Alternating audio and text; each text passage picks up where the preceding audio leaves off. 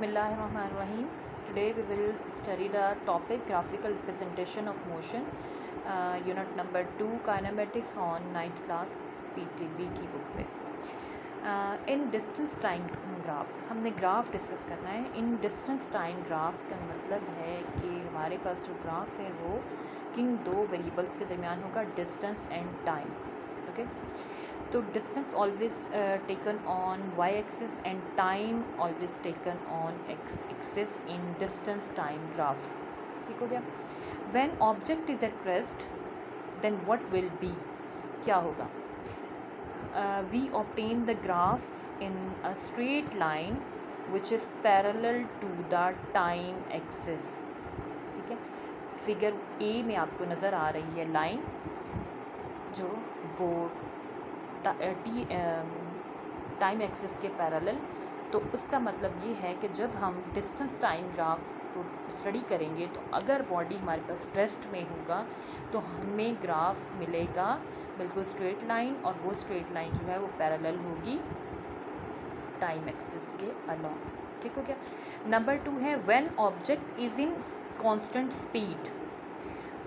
पहले तो रेस्ट में था, अब अगर कांस्टेंट स्पीड के साथ बॉडी मूव करेगा then what will be the graph. Graph बिल्कुल उसी तरह डिस्टेंस टाइम ग्राफ है. ठीक है, डिस्टेंस और टाइम के अलोंग हमने ड्रॉ किया है ग्राफ. इसमें हमें जो इंक्लाइंड लाइन नज़र आ रही है फिगर बी में, वो ये जो है फिगर बी में जो इंक्लाइंड लाइन नज़र आ रही है ये शो कर रही है कि बॉडी जो है मोशन में है और उसकी स्पीड क्या है, कांस्टेंट स्पीड है. ठीक हो गया. नेक्स्ट है हमारे पास number 3, when object moves with variable velocity. जब वेरिएबल वेलोसिटी के साथ बॉडी मूव करेगा then what will be the graph. Graph will be the curved line just like in figure C. यानी हमारे पास ग्राफ ये भी डिस्टेंस टाइम है. ठीक है, और इसके अंदर वेरिएबल स्पीड होने की वजह से बॉडी का जो ग्राफ है वो क्या ड्रॉ होगा, कर्व्ड लाइन की सूरत में होगा. नेक्स्ट आ जाता है इसका मेन सेकंड पॉइंट आ जाता है.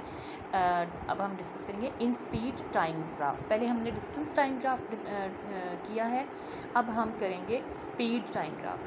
तो स्पीड टाइम ग्राफ जो है उसमें स्पीड जो है वो always on Y axis and जो टाइम है वो ऑलवेज ऑन एक्स एक्सिस होता है. ठीक है, इसमें भी हमें उस रेस्ट की तरह, जैसे डिस्टेंस टाइम में बॉडी रेस्ट में था तो हमें स्ट्रेट लाइन जो कि पैरेलल थी टाइम एक्सिस के, बिल्कुल सेम उसी तरह हमें जो है पैरेलल लाइन ऑब्टेन होगी, पैरेलल लाइन ऑब्टेन होगी with along the time axis. ठीक हो गया. तो स्टेट क्या है कि कांस्टेंट स्पीड है, बॉडी की जो है स्पीड कांस्टेंट है, और जिसकी वजह से जो हमें ग्राफ ऑब्टेन हुआ है वो स्ट्रेट लाइन की फॉर्म में जो कि अलोंग टी एक्सिस है. ठीक है. नेक्स्ट है फिगर हमारे पास नंबर 2 किसकी, इन स्पीड टाइम ग्राफ में. स्पीड में टाइम ग्राफ में सेम उसी तरह वाई एक्सिस पे स्पीड है, टाइम जो है वो एक्स एक्सिस पे है.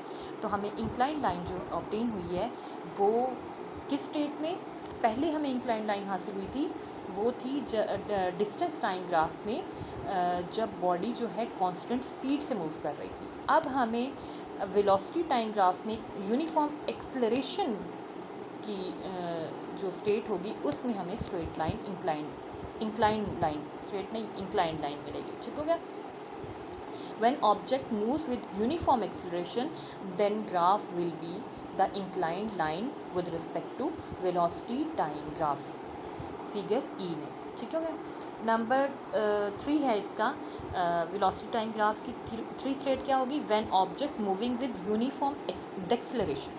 यूनिफॉर्म एक्सेलरेशन में हमें inclined straight line with respect to velocity time मिली है. और अब आप देख रहे हैं फिगर एफ में तो लाइन की डायरेक्शन जो है वो चेंज हो चुकी है. तो ये जो है स्टार्ट ज्वाइन कर रही है वेलोसिटी और टाइम एक्सिस को ज्वाइन कर रही है, और इंक्लाइंड है लेकिन डायरेक्शन चेंज है. तो ये हमारे पास हैं ग्राफ की 6 स्टेट्स 9th क्लास में. तो ये शॉर्ट क्वेश्चन में भी काफ़ी दफ़ा आया हुआ है. तो आप लोग ये जब याद कर लेंगे तो आप लोगों को हेल्पफुल होगा कि ऑप्शन में अगर पूछ लिया जाए कि when object moves with uniform acceleration या uniformed acceleration in speed time graph, तो क्या स्टेट होगी ग्राफ की। तो ये फिगर्स जो हैं ये आप लोग बना के बता सकते हैं।